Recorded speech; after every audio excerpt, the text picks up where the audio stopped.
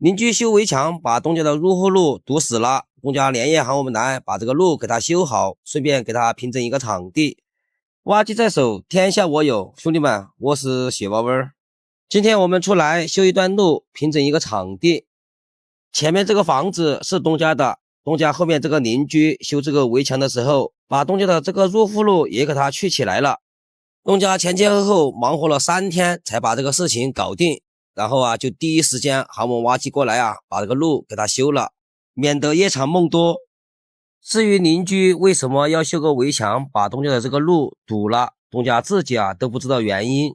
修围墙的这一段以前确实是邻居家的地，以前也是协商好的这个位置作为东家的入户路。东家之前修的这个房子，所有的材料就是从这个地方拉下来的。东家和邻居协商了好几天都没有结果。用地和邻居换，邻居不同意，给钱买也不要钱。最后东家提出一个条件，邻居一下子就答应了。这里我们先不说，卖一个关子，老铁们你们猜一猜，东家提的是什么条件，突然就答应了。东家这个房子修好了也有好几年了，这个场地当初没有硬化，这几年没回来，这个杂草都长满了。在平这个场地之前，我们先把这个杂草给它清理掉。前面这个水池是东家之前修房子的时候挖的一个水坑，说用来养鱼，现在说又不要了，就让我们给它填起来。场地上的杂草清理完之后，我们就过来平整这个场地。这个场地东人要求整体下降20公分左右。在找平的时候，这个泥巴是越收越多，有点不好找平。我们先把表面上这些多的泥巴全部给它收到这个坑里面去，最后再来找平。这个平整场地一年到头没有70-80个场地平，也有40-50个，已经轻车熟路了。只要东家给我们一个点，我们就能把这个场地平整好。平时我们给东家平整场地，东家最多就给我们一个点，然后其他没有什么要求。但是今天这个东家稍微懂一点，给了我们一个点之后还要求我们要有一个流水面，就是里面要比外面高个5-6公分左右。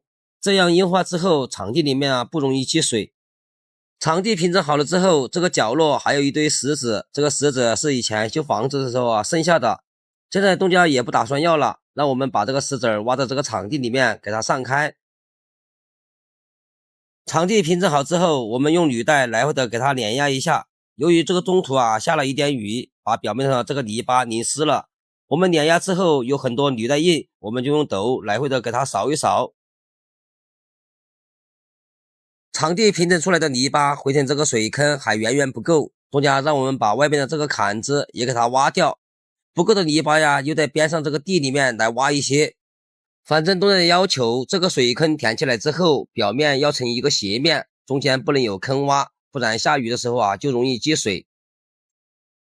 水池回填完之后，我们就把挖机开上来开始修这个路。这个路口这里有一个水管，我们先把这个水管给它掏起来，然后再给它挖一个深坑，再给它埋下去，这样我们才好干活。水管埋好了之后，我们就正式开始修这个路。这个路其实没有什么要求，只需要我们把这些高低不平的地方给它收平，给它拍实就行了。前面我们说了，东家和邻居协商这个路的时候协商了3天才协商好。用地换不同意，给钱也不要，最后东家提了一个要求，邻居就答应了。老铁们有没有猜到是什么要求？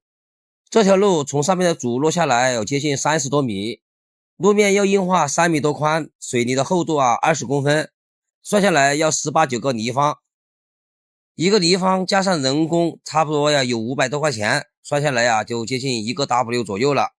然后东家就说这条路下来东家一个人把这条路给它硬化了，最后邻居才同意从这个地方给它留一个缺口。路面平整好了之后，我们就用履带来回的给它碾压一下，压不到的就用斗背给它拍一拍。好了兄弟们，今天这个视频我们就分享到这里了。杀过刚平好的场地，一场大雨差点强攻进去，挖机在手，天下我有。Hello 老铁们，我是雪娃娃。今天我们出来平整一个场地。东家这个房子是我们去年来挖的地基，这个房子修好了快1年了，然后东家也比较忙，所以这个场地一直没有打整。今天让我们过来把这个场地给它平整出来。这个边上有很多杂草，在平整之前，我们先把这些杂草先给它清理掉。东家这个场地打算下降40公分，刚好啊就是2人石头的位置，我们就顺便把这2层石头啊给它挖下来。挖下来的石头我们就给它堆放到这个边上。东家说这个里面呢，到时候还可以堆点泥巴。前提工作做好了之后，我们就可以把挖机开到这个场地上来。